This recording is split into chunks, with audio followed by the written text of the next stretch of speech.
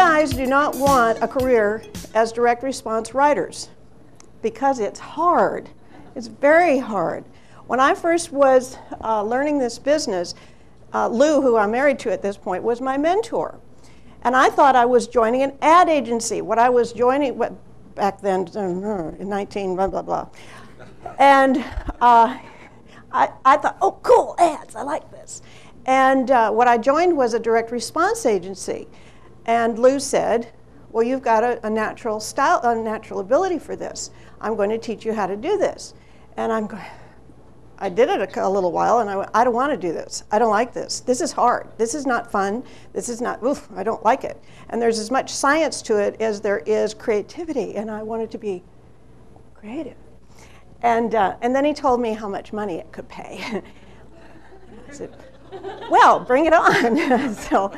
But learning this is difficult, and over time, I mean, if you have to know everything there is to know, it's very difficult, because even after 30 years in the business, I don't know everything there is to know. I know enough now that I can work in both the entrepreneurial field, which is a totally different animal, than the corporate field. Corporate field, it's just different. There's lawyers involved.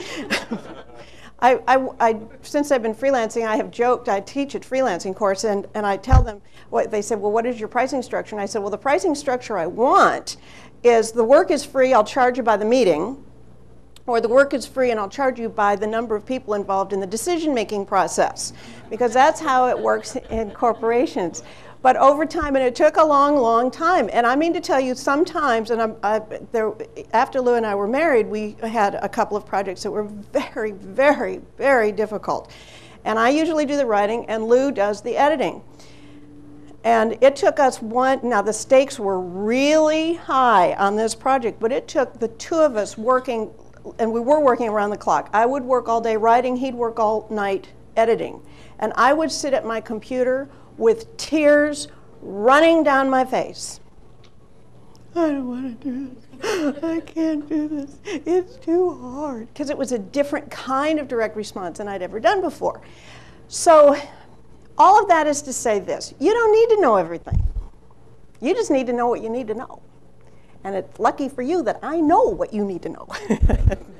Here's how I describe it. Lou and I recently moved from Dallas to East Texas. East Texas is gorgeous. It's got trees, real trees, not the tree-like objects that they have in Dallas, and lakes and so forth. And if you came to visit us, and you certainly would want to, there are about 18 ways for you to get there from Dallas. Most of them involve farm-to-market roads, county roads, and little two-lane state highways. Now, it'd take you forever and you'd get lost. Now, I know all those roads, so it doesn't take me forever and I don't get lost.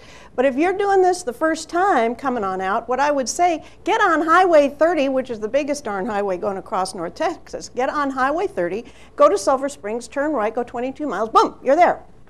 Now, that's kind of the analogy of what I'm going to do for you here. I'm not going to get you, I don't want you lost on those farm-to-market roads. I'm going to put you on Highway 30, take you to Sulphur Springs, take you south 22 miles. Does that sound like more fun? And do you care about all those other little roads?